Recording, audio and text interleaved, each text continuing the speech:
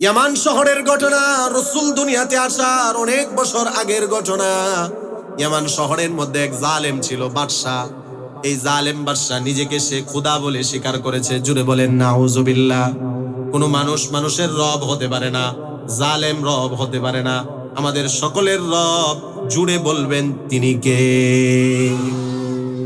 জালেম বাদশা নিজেকে রব বলে স্বীকার করেছে এবং এটাও বলেছে, আমার রাজত্বে যারা থাকবে, আমার পরিধি যতটুকু আছে, তারা যারা আমাকে বাদ দিয়ে অন্যকে রব বলবে, তাদের কল্লা উড়িয়ে দেওয়া হবে। জালেম বাদশার দরবারে এক জাদুকর ছিল। জাদুকর যখন বৃদ্ধ হয়ে গেল, বাদশার কাছে প্রস্তাব করলো, বাদশা, আমি তো বৃদ্ধ হয়ে গিয়েছি, একজন নওজোয়ান যুবককে এনে দেন, আমি তাকে জাদুবিদ্যা শিখিয়ে দিব, আমার মৃত্যুর পরে এই কাজগুলো সে আপনার জন্য করে দিবে। আগেরকার জমানার রাজা বাদশাদের কাছে বড় বড় জাদুকর থাকতো। এখন যেমন অনেক বড় বড় নেতাদের কাছে পিস্তলওয়ালা গুন্ডা বাহিনী থাকে, ঠিক কিনা বলেন? এখন যেমন বড় বড়দের কাছে পিস্তলওয়ালা গুন্ডা বাহিনী থাকে, আগের জমানার রাজা বাদশাদের কাছে বড় বড় জাদুকর থাকতো। গুন্ডা বাহিনী যেমন পিস্তলের দ্বারা ক্ষমতাশীলকে ক্ষমতায় টিকিয়ে রাখে, জাদুকররাও জাদুর দ্বারা ক্ষমতাশীলদেরকে ক্ষমতায় টিকিয়ে রাখতো। আগের জমানার ঘটনা, কিচ্ছা কাহিনী না, মুসলিম শরীফের হাদিস। এবার বাদশা এটার সুন্দর প্রস্তাব মনে করে তৎকালীন ইয়ামান শহরের নওজোয়ান একজন চালাক বুদ্ধিমান ছেলে ঠিক করে বলল, প্রতিদিন তুমি জাদুকরের বাড়িতে গিয়ে জাদুবিদ্যা শিখবে। তুমি যখন জাদুবিদ্যায় পাণ্ডিত্য অর্জন করবে, তখন ওই জাদুকরের মৃত্যুর পরে তোমাকে ওই পদে বসানো হবে। মুহাদ্দিসিনে কেরাম, মুফাসসিরিনে কেরামগণ বলেন, ওই যুবকের নাম ছিল আব্দুল্লাহ বিন তামের। আব্দুল্লাহ বিন তামের রাদিয়াল্লাহু আনহু, তখনও তিনি মুসলমান হননি, কিন্তু তার মনের মধ্যে এটা বিশ্বাস করতে পারতো না যে মানুষ মানুষের রব হয় কিভাবে। বাদশা তো জালেম, সে আবার রব হয় কিভাবে? কিন্তু কি করবে, নিরুপায় হয়ে বাদশার কথায় জাদুকরের বাড়িতে আসা যাওয়া করে, জাদুবিদ্যা শিখে। একদিন হযরতে আব্দুল্লাহ বিন তামের রাস্তায় দেখতে পেল একজন আলেম। তৎকালীন সত্য ধর্ম ছিল খ্রিস্টান ধর্ম। খ্রিস্টান ধর্মের একজন আলেম রাস্তার পাশে গাছের নিচে বসে বসে অল্প কিছু মানুষকে আল্লাহর পরিচয় দেয়। সুবহানাল্লাহ বলেন। আব্দুল্লাহ বিন তামেরের কাছে বিষয়টা দেখে বড়ই ভালো লেগেছে, কি হচ্ছে এখানে। আব্দুল্লাহ বিন তামের গিয়ে সেখানে বসলো। বসার পরে দেখে এই যে ওই আলেম মানুষকে আল্লাহর পরিচয় দিচ্ছে, আল্লাহর ওয়াহদানিয়ত, একত্ববাদের পরিচয় মানুষকে দিচ্ছে। আব্দুল্লাহর কাছে কথাগুলো বড় ভালো লাগলো। এবার হযরতে আব্দুল্লাহ প্রতিদিন জাদুকরের বাড়িতে যাওয়ার আগে আলেমের কাছে বসে, আলেমের কাছে বসে তারপরে জাদুকরের বাড়িতে যাই। এই কারণে বলবো, ও যুবক ভাইয়েরা, আলেমদের সাথে সুসম্পর্ক রাখবেন, আলেমদের কাছে আসা যাওয়া করবেন। আলেমদের সাথে সুসম্পর্ক রাখলে জীবনের অনেক পদস্খলন থেকে আপনি বাঁচতে পারবেন, ইমানি অনেক ফিতনা থেকে আপনি বাঁচতে পারবেন। ও যুবক ভাইয়েরা, আব্দুল্লাহ বিন তামের আলেমের সাথে একটা সম্পর্ক হলো। কিছুদিনের মধ্যে তার কাছে বিশ্বাস হয়ে গেল, আলেম যে আল্লাহর পরিচয় দিচ্ছে উনি হলেন আমার রব। এবার আব্দুল্লাহ ওই আলেমের হাতে হাত রেখে কালিমা পড়ে মুসলমান হয়ে গেল। আব্দুল্লাহ মুসলমান হওয়ার পরে ওই আলেম বলতেছে, আব্দুল্লাহ, জালেমের জুলুম শাসন চলতেছে, তুমি তোমার ইসলাম ধর্ম গ্রহণের কথাটা প্রকাশ করিও না, যদি প্রকাশ করো তাহলে আমার উপর বিপদ আসবে। বাদশা তো জালেম, সে তোমাকেও মারবে আমাকেও মারবে। হযরতে আব্দুল্লাহ বিষয়টা গোপন রেখে দিলেন, প্রকাশ করলেন না। কিছুদিন পরে আব্দুল্লাহ যখন রাস্তা দিয়ে হেঁটে যান, হাদিসের মধ্যে আসছে, ফাইদা হুয়া বিদাব্বাতিন আযীমাতিন, রাস্তার পাশে বিশাল ধরনের একটা আকৃতির প্রাণী বসা আছে। প্রাণীটার ভয়ে এলাকার মানুষ যার যার বাড়িতে গিয়ে আশ্রয় নিয়েছে। হযরতে আব্দুল্লাহ রাস্তা দিয়ে যায়, প্রাণীর কাছে যায়। যাওয়ার পরে বলে, এটা তো আল্লাহর একটা মাখলুক, কোনো প্রাণী কোনো মাখলুককে কোনো মাখলুক ভয় করবে না, মাখলুক ভয় করবে একমাত্র খালেককে। জুড়ে বলেন তিনি কে? হযরতে আব্দুল্লাহ ছোট্ট একটা পাথরের কণা হাতে নিলেন। সহিহ মুসলিমের হাদিস। ছোট্ট একটা পাথরের কণা হাতে নিয়ে বলতেছে, আল্লাহুম্মা ইন কানা আমরুর রাগিবি আহাব্বা ইলাইকা মিন আমরিস সাহিরি ফাকতুলহু হাযিহি দাব্বা। ছোট্ট একটা পাথরের কণা হাতে নিয়ে আব্দুল্লাহ বলে, আল্লাহ, আপনার কাছে যদি জাদুকরের ধর্মের যে আলেমের ধর্ম সত্য হয়, তাহলে পাথরের আঘাতে আপনি প্রাণীটাকে মেরে ফেলেন। এই কথা বলে যখন পাথর নিক্ষেপ করে, পাথরের আঘাতে, ছোট্ট পাথরের আঘাতে প্রাণীটা মরে যায়। আব্দুল্লাহর দিলে আরো ইয়াকিন বেড়ে যায়, মানুষ মানুষের রব না, সকলের রব একজন। জুড়ে বলেন তিনি কে? ইমান বাড়তেছে, ইমান বাড়তেছে। যেই মুসলমানের ঈমান যত বাড়বে তার উপর তত আল্লাহর পক্ষ থেকে পরীক্ষা আসবে, ঠিক কিনা? আহসিবান নাসু আন ইউতরাকু আন ইয়াকুলু আমান্না ওয়া হুম লা ইফতানুন। শুধুমাত্র ঈমান আনলাম এটা বলে এই ধারণা কি ঈমানদার করে যে তাদেরকে ছেড়ে দেওয়া হবে, পরীক্ষা নেওয়া হবে না? না, যে যত বড় ঈমানদার আল্লাহর পক্ষ থেকে তার পরীক্ষা বেশি। স্বর্ণকার যেমন স্বর্ণ জ্বালিয়ে জ্বালিয়ে খাঁটি স্বর্ণ আলাদা করে, আল্লাহ প্রকৃত ঈমানদারদেরকে পরীক্ষার উপর পরীক্ষা দিয়ে ঈমানদারদেরকে আলাদা করে তাদেরকে জান্নাত দেন। সুবহানাল্লাহ। এবার পুরা শহরের মধ্যে সংবাদ প্রচার হয়ে গেল, আব্দুল্লাহ তো মস্ত বড় জাদুকর হয়ে গিয়েছে, ছোট্ট পাথরের আঘাতে বড় প্রাণী সে মেরে ফেলেছে, কিন্তু মূল ঘটনা তো শহরের মানুষ জানে না। এবার শহরের তৎকালীন ইয়ামান শহরের বিভিন্ন দূর দূরান্ত থেকে অন্ধরা আসে হাদিয়া নিয়ে, আব্দুল্লাহ আমরা অন্ধ, তুমি ভালো করে দাও জাদুবিদ্যার দ্বারা। কুষ্ঠরোগীরা আসে আব্দুল্লাহর কাছে, আব্দুল্লাহ আমরা কুষ্ঠরোগী, আমাদেরকে ভালো করে দাও, তোমাকে হাদিয়া দিব। বিভিন্ন রোগে আক্রান্ত ব্যক্তিরা হাদিয়া তোহফা নিয়ে আসে। হযরতে আব্দুল্লাহ এটাকে একটা সুবর্ণ সুযোগ মনে করলো, ইনকামের সুযোগ না, দান্দার সুযোগ না, মানুষকে ঈমানের দাওয়াতের সুযোগ। আল্লাহু আকবার বলেন। এবার বিভিন্ন রোগে আক্রান্ত ব্যক্তিদেরকে বলল, লা আশফি আহাদান ইন্নামা ইয়াশফি আল্লাহ, আমি কাউকে ভালো করি না, যিনি ভালো করেন তিনি কে? রোগে আক্রান্ত ব্যক্তিরা যখন আল্লাহর কথা শুনে তখন তারা বলে, আব্দুল্লাহ আল্লাহ আবার কে? আমরা তো বাদশাকে আল্লাহ বলে চিনি। এবার আব্দুল্লাহ বলে, না, বাদশা কোন রব হতে পারে না, বাদশার রব আমার রব, তোমাদের রব একজন, তিনি কে? আব্দুল্লাহ তাদেরকে বলে, ফাইন আমানতুম বিল্লাহি ফাদাউতুল্লাহ, তোমরা যদি ঈমান আনো আমি তোমাদের জন্য দোয়া করব, আল্লাহ তোমাদেরকে সুস্থ করে দিবে। অসুস্থ ব্যক্তিরা ঈমান আনে, আব্দুল্লাহ দোয়া করে, আল্লাহ তাদেরকে সুস্থ করে দেয়। আস্তে আস্তে দাওয়াতে তাবলীগের ভাইরা যেমন দাওয়াত দিয়ে বেনামাজিকে নামাজি বানায়, আব্দুল্লাহ আস্তে আস্তে দাওয়াত দিয়ে বেঈমানকে ঈমানের দাওয়াত দিয়ে ঈমানওয়ালা বানাচ্ছে। সুবহানাল্লাহ। ঘটনাক্রমে ওই বাদশার দরবারে এক জালেম ছিল, মন্ত্রী ছিল, মন্ত্রী নিজেও অন্ধ ছিল, জন্মান্ধ, কিন্তু সে মন্ত্রীর পদ পেয়েছে। প্রশ্ন করবেন, হুজুর অন্ধ হয়ে মন্ত্রিত্ব পাই কেমনে? প্রত্যেক জালেমের কাছে এমন কিছু লোক থাকে যাদের কোনো যোগ্যতা থাকে না, শয়তানি বুদ্ধি দেওয়ার যোগ্যতা থাকে, এই কারণে জালেমরা তাদেরকে বড় বড় পদ দেয়। জোরে বলেন ঠিক কিনা? উবাইদুল কাদেরের কথা মনে আছে তো? কি যোগ্যতা আছে? তবে যোগ্যতা একটাই আছে, তার শয়তানি বুদ্ধি, ঠিক কিনা বলেন? শয়তানি বুদ্ধি থাকার কারণে যদি উবাইদুল কাদের মন্ত্রিত্ব পেয়ে যায়, জালেম বাদশার কাছে যে মন্ত্রী ছিল অন্ধ ছিল কিন্তু শয়তানি বুদ্ধি ছিল, এই কারণে বাদশাও তাকে মন্ত্রিত্বে রেখেছে। মিল পাওয়া গেছে তো? কথা কয় না? ভয় পাচ্ছেন নাকি? হ্যাঁ, এই তো মাশাআল্লাহ, ভয় কিস? এবার বাদশার কাছে যখন জালেম যে মন্ত্রী ছিল অন্ধ, সে যখন শুনলো এক যুবক অন্ধদেরকে ভালো করে দেয়, মন্ত্রী অনেক হাদিয়া তোহফা নিয়ে আব্দুল্লাহর কাছে গিয়ে বলল, আব্দুল্লাহ তুমি নাকি অন্ধদেরকে ভালো করে দাও, আমাকে ভালো করে দাও, হাদিয়া যা লাগে তা দিব, টাকা পয়সার তো কোনো কম নাই, 16 বছরে জনগণের কম খাইছি না, যা লাগে তা দিব, ঠিক কিনা? এবার মন্ত্রীর কথায় আব্দুল্লাহ বলে, লা আশফি আহাদান ইন্নামা ইয়াশফি আল্লাহ, ও মন্ত্রী আমি তো কাউকে ভালো করি না, সুস্থ করি না, যিনি ভালো করেন জোরে বলেন তিনি কে? এবার মন্ত্রীর মাথা গরম হয়ে গেছে, আল্লাহ আবার কে? বাদশাকেই তো আমরা আল্লাহ বলে চিনি, বাদশাই তো আমাদের রব। এবার আব্দুল্লাহ বলে, বাদশা আমাদের রব না, আসমান জমিনের মালিক আল্লাহ, তিনি আমাদের রব। ফাইন আমানতা বিল্লাহি ফাদাউতুল্লাহ ফাশাফাকাল্লাহ। সহিহ মুসলিমের ৭৭০৩ নম্বর হাদিস।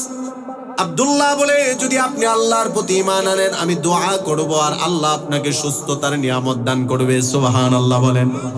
বাদশা এখন মন্ত্রী চিন্তায় পড়ে গেছে, কি করব, ঈমান আনবো নাকি আসলে অন্ধই থাকবো? এক পর্যায়ে মন্ত্রী সিদ্ধান্ত নিল, ঈমান এনে যদি চোখটা দেখি, পরে মরলে মরে গেলাম, এই মন্ত্রিত্ব দিয়ে লাভ কি? এখনো দুনিয়াটা দেখতে পারলাম না, এই মন্ত্রিত্ব দিয়ে লাভ কি? এখনো নিজের শরীরের কালার দেখতে পারলাম না। মন্ত্রী আল্লাহর প্রতি ঈমান আনার পরে আব্দুল্লাহ দোয়া করে মন্ত্রীর চোখে হাত বুলিয়ে দিল, আল্লাহ মন্ত্রীর অন্ধত্ব দূর করে দিলেন। মন্ত্রী এখন ভালো হয়ে গেছে, মন্ত্রীর ঈমান আরো বেড়ে গিয়েছে যে না আসলে আল্লাহই রব, যদি আল্লাহ রব না হয়ে যদি বাদশা রব হতো, তাহলে এতদিন তার মন্ত্রিত্বে ছিলাম, সে তো পারতো আমার চোখটা দিতে, ঠিক কিনা? মন্ত্রী বলে যেহেতু বাদশা এতদিন আমাকে চোখ দিতে পারে নাই, তার মানে বাদশা রব না। হাদিসের মধ্যে আসছে, পরের দিন যখন মন্ত্রী বাদশার দরবারে যায়, প্রতিদিন যাওয়ার পরে অন্ধ মানুষ তো তাকে বসিয়ে দেয়, কিন্তু পরের দিন অন্ধত্বের মতো না,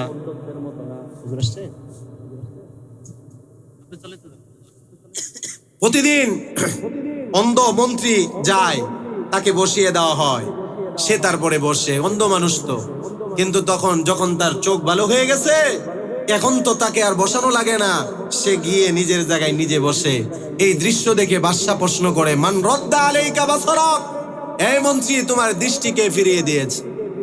এবার মন্ত্রী বাদশার প্রশ্নের উত্তরে বলে, রব্বি আল্লাহ, আমার রব আমার আল্লাহ আমার দৃষ্টি শক্তি ফিরিয়ে দিয়েছে। এবার বাদশার মাথা নষ্ট হয়ে গিয়েছে, তোমার রব আবার কে? এই আল্লাহর পরিচয় তুমি কোথা থেকে পেলে? হাদিসের মধ্যে আসছে, ফাখাযাহু ফালাম ইয়াজাল ইউআদিবুহু, মন্ত্রীকে বন্দী করা হলো, একের পর এক শাস্তি মন্ত্রীকে দেওয়া হলো। মন্ত্রী সহ্য করতে না পেরে আব্দুল্লাহর নাম বলে দিল, আব্দুল্লাহকে বন্দী করা হলো, শাস্তি দেওয়া হলো, আব্দুল্লাহ ওই আলেমের নাম বলে দিল। তিনজন ইমানদার বাদশার দরবারে, একজন হলো আলেম, আরেকজন হলো আব্দুল্লাহ, আরেকজন হলো মন্ত্রী। এজন্য আল্লাহ তাআলা বলেন কোরআনে কারিমে, আল্লাহ তাআলা জানিয়ে দিয়েছেন, ইন্নাল্লাহা ইউহিব্বুত তাওয়াবিনা ওয়া ইউহিব্বুল মুতাতাহহিরিন। এই আয়াতের মধ্যে আল্লাহ তাআলা বলেন, আমি দুই শ্রেণীর মানুষকে বড় মোহাব্বত করি, ভালোবাসি। সুবহানাল্লাহ বলেন। আল্লাহ তাআলা বলেন, নিশ্চয়ই আল্লাহ তাআলা দুই শ্রেণীর মানুষকে মোহাব্বত করেন, ভালোবাসেন। এক নাম্বার হলো আত-তাওয়াবিন, যারা গুনাহ করার পরে গুনাহ থেকে তওবা করে। দ্বিতীয় নাম্বার হলো আল মুতাতাহহিরিন, যারা অপবিত্র হওয়ার পরে পবিত্রতা অবলম্বন করে। বলেন সুবহানাল্লাহ। আর গুনাহগার বান্দা যখন তওবার মতো তওবা করবে, আল্লাহর নবী বলেন তার জীবনের গুনাহ আল্লাহ এমন ভাবে ক্ষমা করে দেন, আত-তাইবু মিনাদ যামবি কামাল্লা যামবালা। তওবা যখন বান্দা করবে, বান্দার তওবা যখন আল্লাহ কবুল করে নেয়, বান্দাকে এমন ভাবে আল্লাহ ক্ষমা করে দেয় যেন বান্দা জীবনে গুনাহ করে না। এজন্য আজকের মাহফিল আমাদের প্রত্যেকের জীবনের নাজাতের উসিলার একটা মাহফিল। আজকের মাহফিল আশাবাদী, আল্লাহ পাক রব্বুল আলামিন আমাদের জীবনের গুনাহগুলোকে ক্ষমা করে দিবেন, আমিন বলেন। আল্লাহর কাছে বড় বড় আশা রাখবেন, কেননা বান্দার ধারণা অনুপাতে আল্লাহ বান্দার সাথে আচরণ করে। সহিহ বুখারীর বর্ণনা হাদিসে কুদসি, হযরতে আবু হুরায়রা রাদিয়াল্লাহু তাআলা আনহু থেকে বর্ণিত হাদিস।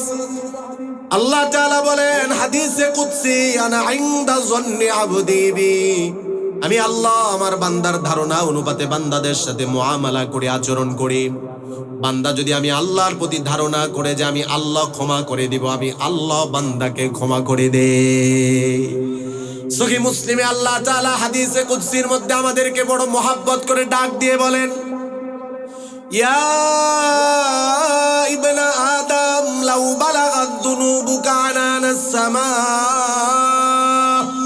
আল্লাহ তাআলা বড় আদর করে, মোহাব্বত করে, ভালোবেসে আমাদেরকে ডাক দেন, ও আদমের সন্তানের, আমার বান্দারা, কি পরিমাণ গুনাহ তোমরা করেছো, তোমাদের গুনাহের পরিমাণ যদি আকাশের মেঘমালা পর্যন্ত হয়, সুম্মাস্তাগফারতানি, আমি আল্লাহর কাছে যদি ফিরে আসো, ক্ষমা চাও, ফাগফারতু লাকা ওয়ালা উবালি, আমি আল্লাহ ক্ষমা করে দিব, কোনো পরোয়া করব না। বলেন আল্লাহু আকবার। এজন্য হাদিসে কুদসি মনে রাখবো সব সময়, আনা ইনদা যন্নি আবদি বি, আল্লাহ বলেন বান্দার ধারণা অনুপাতে বান্দার সাথে আমি আচরণ করি। ফাইন যাকারনি ফি নাফসিহি যাকারতুহু ফি নাফসি, আল্লাহ বলেন বান্দা যখন মনে মনে আমি আল্লাহকে স্মরণ করে, আমি আল্লাহ কুদরতি মনে মনে দিলে দিলে বান্দাকে স্মরণ করি। সুবহানাল্লাহ। যখন আপনি মনে মনে জিকির করবেন, আল্লাহ আল্লাহর কুদরতি দিলে দিলে আপনার জিকির করে। আল্লাহ বলেন ওয়া ইন যাকারনি ফি মালাইন, আর যখন আমার বান্দারা এরকম ইসলামী মহা সম্মেলন করে আমি আল্লাহর জিকির করবে, কোরআন হাদিসের আলোচনা এটাও জিকির। আল্লাহ বলেন বান্দারা যখন ইসলামী মহাসম্মেলন করে আমি আল্লাহর জিকির করে যাকারতুহু ফি মালাইন খায়রিম মিনহু, আমি আমার বান্দাগুলোকে দুনিয়ার সবচেয়ে উত্তম মজলিস ফেরেশতাদের মজলিসে বান্দাদেরকে নিয়ে আলোচনা করি। সুবহানাল্লাহ। এই যে আমি আপনাদের সামনে কথা বলতেছি, আপনারা কথা শুনতেছেন, আল্লাহ আমাদের ব্যাপারে ফেরেশতাদের সাথে কথোপকথন করতেছে। আল্লাহু আকবার। সহিহ বুখারীর লম্বা হাদিস বর্ণিত হয়েছে, আল্লাহ তাআলা ফেরেশতাদেরকে প্রশ্ন করেন, এ ফেরেশতারা, এই যে আমার বান্দাগুলো শীতের রজনীতে, ব্যবসায়ীরা ব্যবসা ছেড়ে দিয়ে, চাকরিজীবীরা চাকরি ছেড়ে দিয়ে, সবাই তো ব্যস্ততা ছেড়ে দিয়ে তারা এখানে কেন বসে রয়েছে? তখন ফেরেশতারা আল্লাহ সবই জানেন, তারপরেও প্রশ্ন করেন।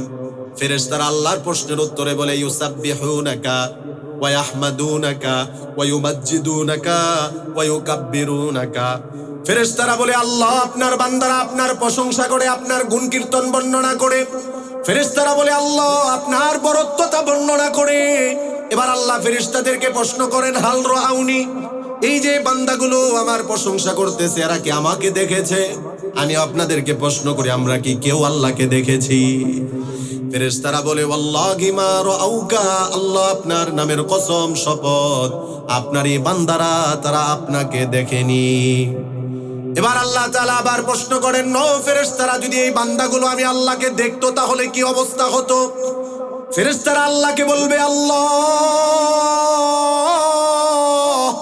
আপনার এই বান্দারা যারা আপনাকে না দেখে এত প্রশংসা করে, যদি দেখতো আরো বেশি প্রশংসা করতো। বলেন আল্লাহু আকবার।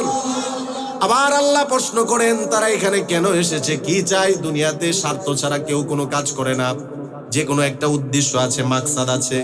ফেরেশতারা আল্লাহর কাছে বলে, আল্লাহ এরা এখানে খাবারের জন্য আসেনি, টাকা পয়সার জন্য আসেনি। ইয়াসআলুনাকাল জান্নাহ, আল্লাহ এই বান্দাগুলো আপনার কাছে জান্নাত চায়। আল্লাহ তাআলা প্রশ্ন করেন, নো ফেরেশতারা, আমার এই বান্দাগুলো কি জান্নাত দেখেছে? আল্লাহ পাক রব্বুল আলামিনের প্রশ্নের উত্তরে ফেরেশতা বলে, ওয়াল্লাহি মা রাআউ আল জান্নাহ, ওগো আল্লাহ, না না, আপনার এই বান্দারা জান্নাত দেখে নাই, জাহান্নাম থেকে বাঁচতে চায়, জাহান্নাম দেখেছে না, দেখে নাই। হাদিসের শেষ অংশের মধ্যে আসছে, আল্লাহর নবী বলেন, আল্লাহ তাআলা ফেরেশতাদেরকে বলেন, তোমরা সাক্ষী থাকো, যে বান্দাগুলো আমি আল্লাহকে না দেখে চলে এসেছে, জান্নাত না দেখে জান্নাতের আশায় শীতের রজনীতে এখানে বসে পড়েছে, জাহান্নাম না দেখে জাহান্নামের আযাব থেকে বাঁচার জন্য এখানে আছে, আল্লাহ বলেন ফেরেশতাদেরকে সাক্ষী থাকো, এই বান্দাগুলোকে আমি আল্লাহ ক্ষমা করে দিলাম। বুখারীর হাদিস, প্রামাণ্য দলিল, আল্লাহ তাআলা সর্বশেষ বান্দাদেরকে ক্ষমা করে দেন। এই কারণে আল্লাহ তাআলার কাছ থেকে ক্ষমা নেওয়া এটা বেশি কিছু না। বান্দা তওবার মতো তওবা করলে, অনুতপ্ত, অনুশোচিত, আল্লজ্জিত হলে, চোখের পানিগুলো ছেড়ে দিলে, বান্দার জীবনের গুনাহ যতই বেশি হোক না কেন, সকল গুনাহগুলো যিনি ক্ষমা করবেন তিনি কে? মুসা আলাইহিস সালাতু ওয়াস সালাম বনি ইসরাইলের শ্রেষ্ঠ নবী ছিলেন, জালিলুল কদর নবী, যিনি জমিনের থেকে কোনো ভায়া ছাড়া আল্লাহর সাথে কথা বলতেন। আল্লাহু আকবার বলেন। তাফসীরে ইবনে কাসীরের মধ্যে এসেছে, তিনি 3000 বার আল্লাহর সাথে জমিনে থেকে কথা বলেছেন। একদিন মুসা আলাইহিস সালাতু ওয়াস সালাম আল্লাহকে বললেন, আল্লাহ আমার উম্মতের মধ্যে, আপনার বান্দাদের মধ্যে সবচেয়ে নিকৃষ্ট, সবচেয়ে পাপিষ্ঠকে আমাকে একটু দেখান। আল্লাহ তাআলা বললেন, মুসা না, এটা তো জানানো যাবে না, কেননা আমি আল্লাহর নিয়ম হলো, আমার বান্দারা যতই বড় গুনাহগার হোক, যতই পাপিষ্ঠ হোক, আমি আল্লাহ তার গুনাহ প্রকাশ করি না। জীবনের সব গুনাহ যদি আল্লাহ প্রকাশ করে দিতেন তাহলে এখানে আমরা কেউ বসে থাকার উপযুক্ত হতাম না, ঠিক কিনা বলেন? জীবনের সব গুনাহ যদি আল্লাহ প্রকাশ করে দিতেন, কোনো বাবা সন্তানকে মুখ দেখাতে পারতো না। জীবনের সব গুনাহ যদি আল্লাহ প্রকাশ করে দিতেন, বড় ভাই ছোট ভাইকে মুখ দেখাতে পারতো না। স্বামী তার স্ত্রীকে, স্ত্রী তার স্বামীকে মুখ দেখাতে পারতো না। জীবনের সব গুনাহ যদি আল্লাহ প্রকাশ করে দিতেন, জমিনে চলার উপযুক্ত তাকে কারো হতো না। আল্লাহ বলেন, মুসা আমি তো গোপন রাখি বান্দার জীবনের গুনাহগুলোকে, বান্দা যখন আবার গোপনে ক্ষমা চায়, আমি আল্লাহ বান্দাকে গোপনেই ক্ষমা করে দে। মুসা আলাইহিস সালাতু ওয়াস সালাম বারবার আল্লাহর কাছে জোরাজুরি করলেন, আবেদনের উপর আবেদন, আল্লাহ একটু দেখতে চাই, বলবো না কোনো ব্যক্তির কাছে, তার ব্যাপারে বলবো না, ওই ব্যক্তিকেও আমি জানতে দিব না। আল্লাহ তাআলা বললেন ঠিক আছে যাও, আগামীকাল ওই 3 রাস্তার মোড়ের মধ্যে দাঁড়িয়ে থাকো। নবী মুসা আলাইহিস সালাতু ওয়াস সালাম অপেক্ষায় অপেক্ষমান আছেন। আল্লাহ তাআলার সবচেয়ে পাপিষ্ঠ বান্দাটাকে দেখবে, তার উম্মতের সবচেয়ে নিকৃষ্ট কে সেটা সে দেখবে। এক পর্যায়ে তিনি দেখতে পেলেন যে একজন লোক ছোট্ট একটা বাচ্চা কোলের মধ্যে করে নিয়ে সামনে আসতেছে। তিনার সামনে দিয়ে অতিক্রম করে যখন চলে গেল, আল্লাহ জানিয়ে দিলেন, ও মুসা, আপনার উম্মতের মধ্যে এবং আমার বান্দাদের মধ্যে সবচেয়ে পাপিষ্ঠ হলো এই বান্দাটা। মুসা আলাইহিস সালাতু ওয়াস সালাম শুধু দেখলেন, কিছু বলেন নাই, কারো কাছে কোনো কিছু জানতেও যান নাই। সকালবেলার ঘটনা, যখন দুপুর পেরিয়ে বিকাল আসলো, এবার মুসা আলাইহিস সালাতু ওয়াস সালাম আল্লাহর কাছে আরেকটা আবেদন করলেন, আল্লাহ সকালবেলা জানতে চেয়েছিলাম সবচেয়ে পাপিষ্ঠকে, এবার বিকালবেলা জানতে চাই সবচেয়ে প্রিয় বান্দাকে। আল্লাহু আকবার বলেন। আল্লাহ তাআলা জানালেন, আপনি তো আমার কাছে সবচেয়ে প্রিয়, কেননা যেই জমানায় যেই নবী পৃথিবীতে থাকে, যেই রাসূল দুনিয়াতে থাকেন, সেই নবী সবচেয়ে প্রিয়, ঠিক কিনা বলেন? আল্লাহ তাআলার এই প্রশ্নের উত্তরে এবার মুসা আলাইহিস সালাতু ওয়াস সালাম বললেন, আল্লাহ আমার পরে আপনার বান্দাদের মধ্যে আপনার কাছে প্রিয় কে এটা জানতে চাই। বিকালবেলা আল্লাহ জানিয়ে দিলেন, মুসা যান যান, ওই 3 রাস্তার মোড়ে দাঁড়িয়ে থাকেন। তিনি এসে দাঁড়িয়ে রইলেন। তিনি তাকিয়ে দেখলেন যে লোকটা সকালবেলা বাচ্চা কোলে নিয়ে গিয়েছিল, বিকালবেলা ওই লোকটাই ওই রাস্তা দিয়ে আসতেছে। আল্লাহ জানিয়ে দিলেন, মুসা আপনার উম্মতের মধ্য থেকে, আমার বান্দাদের মধ্য থেকে আপনার এই উম্মতটাই আমি আল্লাহর কাছে সবচেয়ে প্রিয়। জোরে বলেন সুবহানাল্লাহ। মুসা আলাইহিস সালাতু ওয়াস সালাম ভালো করে লক্ষ্য করে তাকিয়ে দেখলেন, এটা তো সেই লোক যেই লোকটা সকালবেলা গিয়েছিল। আল্লাহর কুদরতি পায়ে সেজদায় পড়ে গিয়ে বললেন, আল্লাহ আপনার কুদরতি খেলা বোঝা বড় কঠিন। সকালবেলা জানতে চেয়েছিলাম সবচেয়ে নিকৃষ্টকে, এই লোকটাকেই দেখিয়ে দিয়েছেন। বিকালবেলা জানতে চাইলাম সবচেয়ে প্রিয়কে, এই লোকটাকেই দেখালেন। অল্প সময়ের মধ্যে কি এমন হয়ে গেল যে এই লোকটা আপনার কাছে এত প্রিয় হয়ে গেল? আল্লাহ তাআলা বললেন, মুসা যখন সকালবেলা এই লোকটা তোমার সামনে দিয়ে যাচ্ছিল, তার কোলের মধ্যে ছোট্ট তার সন্তান তাকে প্রশ্ন করলো, ও বাবা, এই যে রাস্তার 2 পাশে বড় জঙ্গল দেখা যায়, এই যে বিশাল জঙ্গল, এই জঙ্গলের চেয়ে বড় কোনো জিনিস কি আছে? বাচ্চার প্রশ্নের উত্তরে আমার বান্দা বলল, হে মা, এই যে জঙ্গল দেখা যায়, জঙ্গলের চেয়ে বড় হলো দূরে দেখা যায় পাহাড়, এই পাহাড়। ছোট্ট বাচ্চারা কৌতূহল বশত একের পর এক প্রশ্ন করেই যায়। মেয়েটা আবার প্রশ্ন করলো, বাবা, এই জঙ্গলের চেয়ে পাহাড় বড়, পাহাড়ের চেয়ে বড় কি কোনো কিছু আছে? আল্লাহ তাআলা মুসা আলাইহিস সালাতু ওয়াস সালামকে জানিয়ে দেন, ও মুসা, আমার বান্দা তখন বলল মেয়ের প্রশ্নের উত্তরে, হ্যাঁ মা, এই যে বিশাল বড় পাহাড়, এই পাহাড়ের চেয়ে বড় হলো এই সুবিশাল আকাশ, এই আসমান হলো পাহাড়ের চেয়ে বড়।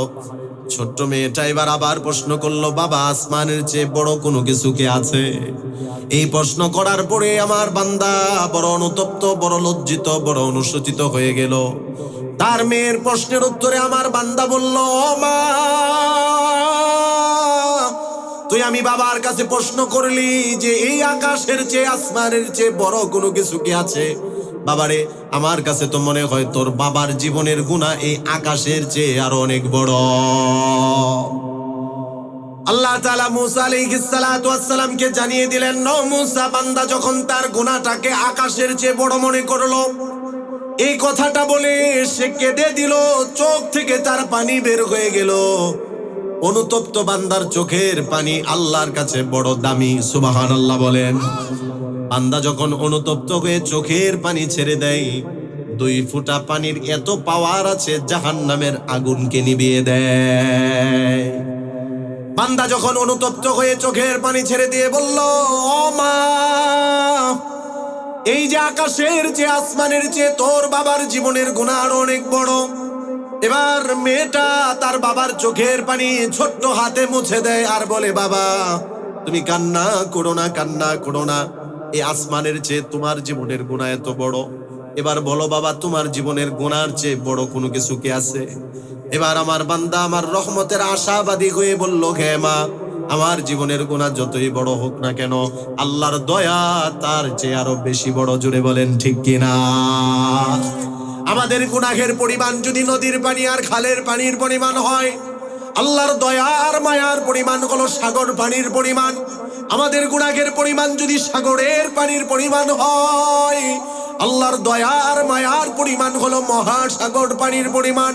আমাদের গুনাহের পরিমাণ যদি মহাসাগর পানির পরিমাণ হয়, আল্লাহর দয়া আর মায়ার পরিমাণ হলো আসমান থেকে জমিন পর্যন্ত মধ্যবর্তী জায়গা পরিমাণ। জুড়ে বলেন ঠিক কিনা? হতাশ হওয়া যাবে না, নৈরাশ হওয়া যাবে না। জীবনের গুনাহ যতই বেশি হোক না কেন, ক্ষমা চাওয়ার মতো চাইতে পারলে যিনি সকল গুনাহ ক্ষমা করে দিবেন, জুড়ে বলেন তিনি কে? এবার আল্লাহ তাআলা বললেন, মুসা, বান্দা যখন নিজের গুনাহটাকে এত বড় মনে করলো, অনুতপ্ত হলো, অনুসূচিত হলো আর লজ্জিত হলো, এগুলোই তো তওবার জন্য শর্ত, এবং আমার রহমতটাকে গুনাহ থেকে আরো বড় মনে করলো, বান্দার এই কথাগুলোই, এই কাজটাই আমার কাছে এত পছন্দনীয় হয়েছে, আমি আল্লাহ ক্ষমা করে দিয়েছি। যে আমার কাছে সকালবেলা নিকৃষ্ট, বিকালবেলা সে আমার কাছে প্রিয় বান্দা পরিণত হয়েছে। সুবহান। এজন্য আজকের এই মাহফিল আমাদের প্রত্যেকের জীবনের নাজাতের ওসিলা হবে, ঠিক কিনা বলেন? ইনশাআল্লাহ শেষ পর্যন্ত থেকে তওবা করে গুনাহ মুক্ত হয়ে এখান থেকে যাব। আর এখানে যে বসেছি, ইখলাসের সাথে নিয়ত করে নেই, যা শুনবো ইখলাসের সাথে শুনবো, আমলের নিয়তে শুনবো। আমাদের ব্যাপারে এবং এই মাহফিলের ব্যাপারে যে অমুসলিমদের একটা অভিযোগ আছে, এবং নামদারি কিছু মুসলমানেরও একটা অভিযোগ আছে, তার কিন্তু একটা কারণও আছে। আমাদের বাংলাদেশে যে পরিমাণ মাহফিল হয়, যে পরিমাণ ইসলামী মহাসম্মেলন, তাফসিরুল কোরআন মাহফিল, ওয়াজ মাহফিল, যেই পরিমাণ দুয়ার মাহফিল হয়, এই পরিমাণ মাহফিলে যে পরিমাণ লোক আসে, যদি সবাই ইখলাসের সাথে শুনতো, তাহলে তাদের পরিবর্তন আরো বেশি হতো, ফলাফল আমরা আরো বেশি পেতাম, ঠিক কিনা? দুঃখ এবং আফসোসের সাথে বলি, যেই পরিমাণ মাহফিল হয়, পরিপূর্ণ ফলাফল পেলে এলাকায় কোনো সুদখোরের সংখ্যা পাওয়া যেত না। যে পরিমাণ মাহফিল হয়, পরিপূর্ণ ফলাফল যদি পেতাম, ঘুষখোরের সংখ্যা পাওয়া যেত না, বেনামাজির সংখ্যা পাওয়া যেত না, জালেমের সংখ্যা দিনকে দিন বাড়তো না, চুরি আর ডাকাতি দিনকে দিন বাড়তো না, লুটতারাজ আর মদের সংখ্যা দিনকে দিন বাড়তো না, এবং জনগণের সম্পদ চুরি করার মনোমানসিকতাও বাড়তো না, ঠিক কিনা? দিনকে দিন এগুলো বাড়তেছে। ধ্বংসাত্মক যত কাজ আছে সবগুলো বর্তমানে পাওয়া যাচ্ছে। আমি কিছুদিন আগে আমার ছাত্রদেরকে তিরমিজি শরীফের মধ্যে একটা হাদিস পড়িয়েছি। তিরমিজির বর্ণনায় 2371 নাম্বার হাদিসের বর্ণনা। আল্লাহর নবী বলেছেন, আমার উম্মত কিয়ামতের আগে 15টা ধ্বংসাত্মক কাজ করবে। বড়ই ভয়ানক হাদিস, ভয়ানক কথা, যে উম্মত এই 15টা ধ্বংসাত্মক কাজে সবাই এখন প্রায় 15টা কাজের মধ্যেই সবাই অধিকাংশ মানুষকে পাওয়া যায়। 15টা কাজের একটা কাজও এখন বাদ নাই যে নাই, সবগুলো পাওয়া গিয়েছে। আপনাদেরকে শুধু 15টা কাজের কথা বলি, বিস্তারিত বলার আমার সময় নেই। আল্লাহর নবী বলেন, ইদা ফাআলাত উম্মতি 15 খসলাতান হাল্লা বিগাল বালা। আমার উম্মত যখন 15টা ধ্বংসাত্মক কাজ করবে, তখন তাদের উপর বিপদ আপদ মুসিবত আসবে।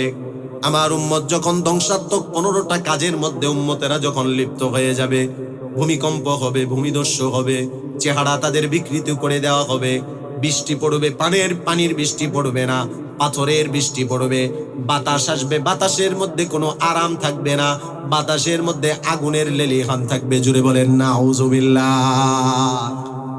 1 নাম্বার নবীজি বলেন, নিদা কানাল মাগনামু দুয়ালান। কেউ আমার প্রতি মন খারাপ করবেন না, আমার ব্যাপারে কোনো অভিযোগ করবেন না, আমি রাসূলের হাদিস আপনাদেরকে শোনাচ্ছি। 15টা ধ্বংসাত্মক কাজের 1 নাম্বার কাজই হলো, যখন সমাজে এমন কিছু মানুষ হবে যারা জনগণের সম্পদটাকে নিজের সম্পদ মনে করবে। এমন মানুষ বর্তমানে আছে কি নাই? সরকার পরিবর্তন হয়েছে, তাতে কি হয়েছে?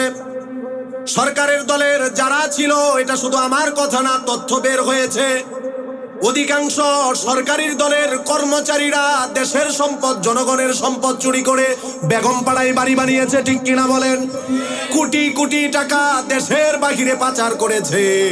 রাসূল যে বলেছিলেন জনগণের সম্পদটাকে নিজের সম্পদ মনে করবে, যদি জনগণের সম্পদকে নিজের সম্পদ মনে না করত, আল্লাহর কসম একজন সরকারি চাকরিজীবী জনগণের সম্পদের খেয়ানত করতো না। জোরে বলেন ঠিক কিনা? দ্বিতীয় নাম্বার, নবীজি বলেন ওয়াল আমানাতু মাগনামান, আমানতদারিতা উঠে যাবে। দিন কি দিন আমানতদারিতার খেয়ানত বাড়তেছে। জোরে বলেন ঠিক কিনা? আমানতদারিতা নেই, আমানতদারিতা নেই। বিশ্বাস করে একজনের কাছে আমানত রাখবেন, সে এটার খেয়ানত করবে। মুনাফিকের আলামতগুলো মুসলমানের মধ্যে চলে আসছে। সহিহ মুসলিমের হাদিস, আল্লাহর নবী বলেন আয়াতুল মুনাফিকি সালাত, মুনাফিকের আলামত হলো তিনটি। এক নাম্বার, ইদা হাদ্দাসা কাযাবা, মুনাফিক যখন কথা বলে মিথ্যা কথা বলে। দ্বিতীয় নাম্বার, ওয়া ইদা তুমিনা খানা, মুনাফিকের কাছে আমানত রাখলে আমানতের খেয়ানত করে। তৃতীয় নাম্বার, ওয়া ইদা ওয়াদা আখলাফা, মুনাফিক ওয়াদা করলে ওয়াদার ভঙ্গ করে। কথা বললে মিথ্যা বলে, আমানতের খেয়ানত করে, ওয়াদা করলে ওয়াদা ভঙ্গ করে। এবার আমি আপনাদের কাছ থেকে জানতে চাই, এই আলামত শুধু মুনাফিকের মধ্যে নাকি বর্তমানে অনেক মুসলমানের মধ্যেও আছে? আছে। বর্তমানে অনেক মুসলমানের মধ্যে মুনাফিকের এই ভাইরাস চলে আসছে। কথায় কথায় মিথ্যা বলে, আমানতের খেয়ানত করে, ওয়াদা করলে ওয়াদার ভঙ্গ করে। আরেকটা আলামত হলো ঝগড়া লাগলেই গালিগালাজ করে। আছে কি নাই? বিস্তারিত আর এই ব্যাপারে বলবো না। আল্লাহ আমাদেরকে এই মুনাফিকের চরিত্র থেকে হেফাজত করুক। জুড়ে বলি আমিন। নবীজি বলেন ওয়াল আমানাতু মাগনামান, ধ্বংসাত্মক 15 কাজের মধ্যে দ্বিতীয় নাম্বার হলো আমানতকে মানুষ নিজের সম্পদ মনে করবে।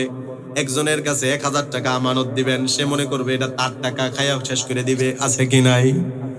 তৃতীয় নাম্বার, নবীজি বলেন ওয়াযাকাতু মাগরামান, কিয়ামতের আগে ধ্বংসাত্মক 15টা কাজের মধ্যে একটা হলো যাকাতটাকে মানুষ জরিমানা মনে করবে। এমন অনেক সমাজের লোক দেখতে পাবেন যারা নামাজ ফরজ এটাকে স্বীকার করে, 5 ওয়াক্ত নামাজও পড়ে, তবে ওই ব্যক্তি সম্পদশালী, তার উপর যাকাত ফরজ হয়েছে।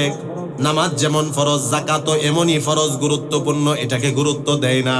যাকাত আদায় করে, যাকাত আদায় করাটাকে জরিমানা মনে করে এমন লোক আছে কি নাই? না হয় আমাদের দেশের মধ্যে যেই পরিমাণ অর্থ সম্পদশালী লোক আছে, সবাই যদি যথোপযুক্ত সম্পদের হিসাব করে যাকাত দিত, আল্লাহর কসম দেশে কোনো গরিব মানুষ থাকতো না। ঠিক কিনা বলেন? রাসূল প্রায় 1500 বছর আগেই বলেছেন যাকাতটাকে মানুষ জরিমানা মনে করবে। 4 নাম্বার, মন খারাপ হচ্ছে? মন খারাপ করতেছেন? কার কথা বলতেছি? রাসূলের কথা। কার কথা? রাসূল বলেন 4 নাম্বার, ওয়াতা আর রাজুলু যাওজাতাহু। মনে হয় আপনাদের এলাকায় নাই, যদি থাকে তাহলে বলবেন। 4 নাম্বার, নবীজি বলেছেন কিয়ামতের আগে এমন কিছু পুরুষ বের হবে যারা বউয়ের কথাই চলবে। আছে কি নাই? আপনাদের এলাকায় নাই মনে হয়। বউয়ের কথাই চলবে। রাসূল বলেন ওয়াতা আর রাজুলু যাওজাতাহু, কিয়ামতের আগে পুরুষ তার স্বামীর কথায় ওঠা বসা করবে, বলবে দাঁড়িয়ে থাকো, দাঁড়িয়ে থাকবে, বসো, বসে থাকবে। এতটুকু করলে তো মনটাকে মেনে নিতাম। কিয়ামতের আগে রাসূল বলেন এমন কিছু কুলাঙ্গার সন্তান আসবে, বউয়ের কথা এমন ভাবে মানবে, বউ বলবে তোমার বুড়া বাবা বুড়ি মার সাথে আমি থাকবো না।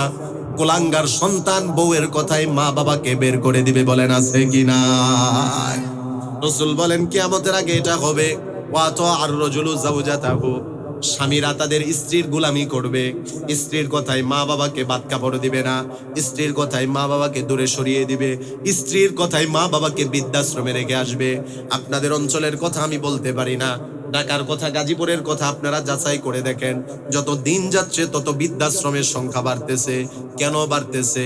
বৃদ্ধাশ্রমের সংখ্যা বাড়ার দ্বারা বোঝা যাচ্ছে যত দিন যাচ্ছে সন্তানের মনে মা বাবার মোহাব্বত কমতেছে। বলেন ঠিক কিনা? কোন সন্তান যদি মা বাবাকে মোহাব্বত করে, মা বাবার কদর যদি বুঝতে পারে, সন্তান যদি মার সম্মান বাবার সম্মান কি এটা যদি বুঝতে পারে, ওই সন্তান না খেয়ে মরে যাবে, মা বাবাকে বাদ কাপড় দেওয়া ছাড়বে না। ঠিক কিনা বলেন? ওই সন্তান আগে নিজের মাকে খাওয়াবে, নিজের বাবাকে খাওয়াবে। কিন্তু এমন অনেক সন্তান দিনকে দিন যাচ্ছে আর বাড়তেছে যারা মা বাবাকে বোঝা মনে করে। ঠিক কিনা বলেন? বৃদ্ধাশ্রমে রেখে আসে। আমি সব সময় বলি, যে ব্যক্তি মা বাবাকে বোঝা মনে করে বৃদ্ধাশ্রমে রেখে আসবে, ও যখন বাবা হবে ওর সন্তান ওকে বৃদ্ধাশ্রমে না লাথি মেরে রাস্তায় ফেলে দিবে। কামাতা দিন উতুদান, যেমন কর্ম তেমন ফল। আমি যদি আমার মা বাবার সাথে খারাপ আচরণ করি, আমার সন্তানের দিয়েও আমার সাথে খারাপ আচরণ করবে। সুনানুত তিরমিজির বর্ণনা 2020 নম্বর হাদিস, আল্লাহর নবী বলেন, রিজার রব্বি ফি রিজাল ওয়ালিদি, আল্লাহর সন্তুষ্টি নির্ভর করে মা বাবার সন্তুষ্টির উপর। আল্লাহু আকবার বলেন। যেই সন্তানের প্রতি মা খুশি, বাবা খুশি, আসমানের মালিক আল্লাহ তার প্রতি খুশি হয়ে যায়। ওয়া সাখাতুর রব্বি ফি সাখাতিল ওয়ালিদি, নবীজি বলেন, যে সন্তানের প্রতি মা বাবাও সন্তুষ্ট, তার প্রতি আল্লাহও সন্তুষ্ট হয়ে যায়। এজন্য বিস্তারিত বলার সুযোগ নেই। যুবক ভাইদেরকে বলবো, যাদের মা বাবা আছে, মা বাবাকে গনিমত মনে করবেন, কদর করবেন। মা বাবাকে বোঝা মনে করবেন না, মা বাবার সাথে ধমকের সুরে কথা বলবেন না। কেননা আপনার কাছ থেকে সবচেয়ে উত্তম আচরণ পাওয়ার অধিকার রাখে আপনার মা, ঠিক কিনা? বুখারীর বর্ণনা, নবীজির কাছে একজন সাহাবী এসে প্রশ্ন করলো, মান্না বাররু, আরেক বর্ণনায় মান্না হাক্কু বিহুসনি সাহাবাতি ইয়া রাসূলুল্লাহ। নবীজির কাছে একজন সাহাবী এসে প্রশ্ন করলো, গো নবীজি, আমি সবচেয়ে ভালো আচরণ কার সাথে করব, সবচেয়ে উত্তম আচরণ কার সাথে করব? নবীজি প্রশ্নের উত্তরে বললেন, উম্মাকা, তোমার মার সাথে। সাহাবী আবার প্রশ্ন করলেন, সুম্মা মান, তারপরে কার সাথে? নবীজি বললেন, তোমার মার সাথে। তারপরে আবার সাহাবী প্রশ্ন করলেন, তারপরে কার সাথে? নবীজি বললেন, তোমার মার সাথে। চতুর্থবার প্রশ্ন করার পরে নবীজি বললেন, তোমার বাবার সাথে। তার মানে বোঝা যায় পৃথিবীর সবচেয়ে সন্তান উত্তম আচরণ করবে তার মার সাথে। রাসূলের হাদিস দ্বারা এটাই বোঝা যায়। কিন্তু দুঃখজনক হলে, কষ্টের কথা এটা, অনেক মা বাবা আমাদের কাছে বলে, হুজুর, ছেলেটা সবার সাথে ভালো আচরণ করে, বন্ধু বান্ধবের সাথে মিষ্টি কথা বলে, প্রতিবেশীর সাথে মিষ্টি কথা বলে, ভালো আচরণ করে, যত রাগ যত গুসা মা বাবার উপর ডালে, বলেন আছে কি নাই? এজন্য বলবো, যারা সন্তান আছেন, মা বাবার সাথে খারাপ আচরণ করা যাবে না, উত্তম আচরণ করা লাগবে, মা বাবার আনুগত্যতা করা লাগবে। যদি মা আপনার প্রতি খুশি, বাবা আপনার প্রতি খুশি থাকে, আল্লাহও খুশি থাকবে। মা যদি আপনার প্রতি নারাজ হয়, বাবা যদি আপনার প্রতি নারাজ হয়, আল্লাহ আপনার প্রতি নারাজ হবে। এমনও হতে পারে মার নারাজির কারণে মুখ দিয়ে মৃত্যুর আগে কালিমাও বের হবে না, ঠিক কিনা বলেন? নবীজির সাহাবী হযরতে আলকমা রাদিয়াল্লাহু তাআলা আনহু জালিলুল কদর সাহাবী ছিলেন। নবীজির মৃত্যুর আগে আল্লাহর নবী দুইজন সাহাবীকে পাঠালেন, যাও আলকমাকে কালিমার তালকিন দাও। দুইজন সাহাবী গিয়ে কালিমার তালকিন দিলেন। হযরতে বেলাল রাদিয়াল্লাহু তাআলা আনহু এসে নবীজিকে বললেন, ইয়া রাসূলুল্লাহ, বেলালকে কালিমার, আলকমাকে কালিমার তালকিন দিচ্ছি, কিন্তু আলকমার মুখ দিয়ে কালিমা বের হয় না। আল্লাহর নবী শোনার পরে বড়ই চিন্তিত হয়ে গেলেন, পেরেশান হয়ে গেলেন। আল্লাহর নবী, বিশ্ব নবী রহমাতুল লিল আলামিন তাড়াতাড়ি চলে আসলেন আলকমার কাছে। এসে আল্লাহর নবী তার মাকে ডাক দিলেন। পর্দার আড়াল থেকে আলকমার মাকে নবীজি প্রশ্ন করলেন, ও আলকমার মা, তোমার আলকমা কেমন ছিল? হযরতে আলকমা রাদিয়াল্লাহু আনহুর মা বলতেছে, আমার ছেলে তো বড় ভালো ছেলে, আপনার পিছনেই নামাজ পড়ে, আপনার সাথে অনেক জিহাদে অংশগ্রহণ করে। আল্লাহর নবী বললেন, আলকমার মা, আমি তো এটা প্রশ্ন করিনি, আমি প্রশ্ন করেছি তোমার সাথে কেমন আচরণ করতো মা হিসাবে। হযরতে আলকমার মা নবীজির এই কথা শুনে চোখের পানি ছেড়ে দিয়ে অতীতের কষ্টের কথা মনে করে বলল, ইয়া রাসূলুল্লাহ, আমার আলকমা বড়ই ভালো ছেলে, তবে একদিন তার স্ত্রীর কথা শুনে আমি মার মনে ব্যথা দিয়েছে। এবার আল্লাহর নবী বুঝতে পারলেন আলকমার জবান থেকে কালিমা বের না হওয়ার কারণ কি। আল্লাহর নবী বললেন, আলকমার মা, আলকমাকে ক্ষমা করে দাও। অভিমান করে মা বলল, না ক্ষমা করব না। মা তো ক্ষমা করবে, তবে অভিমান করে বলল, না ক্ষমা করব না। আল্লাহর নবী সাহাবায়ে কেরামকে বললেন, এই লাকড়ি আনো, লাকড়ির মধ্যে আগুন ধরিয়ে দাও, আলকমাকে ওই আগুনের মধ্যে ফেলে দাও। লাকড়ি আনা হলো, আগুন ধরিয়ে দেওয়া হলো, আলকমা রাদিয়াল্লাহু তাআলা আনহুকে লাকড়ির মধ্যে ফেলানো হবে। হযরতে আলকমার মা নবীজিকে বলে, ইয়া রাসূলুল্লাহ, আমার নারছেরা দর, আমার বুকের মানিককে আপনি আগুনে ফেলবেন না। আল্লাহর নবী বললেন, আলকমার মা, যদি তুমি তাকে ক্ষমা না করো, এই আগুনের চেয়ে 69 গুণ বেশি তেজ জাহান্নামের আগুনে তাকে পোড়াবে, বলেন নাউজুবিল্লাহ। হযরতে আলকমা রাদিয়াল্লাহু তাআলা আনহুর মা সাথে সাথে তার সন্তানকে ক্ষমা করে দিল। রাসূল সাক্ষী, সাহাবায়ে কেরাম যারা উপস্থিত ছিলেন ওনারা সাক্ষী। মা ক্ষমা করতে দেরি হয়েছে, হযরত আলকমার জবান থেকে কালিমা বের হতে দেরি হয়নি। বলেন সুবহানাল্লাহ।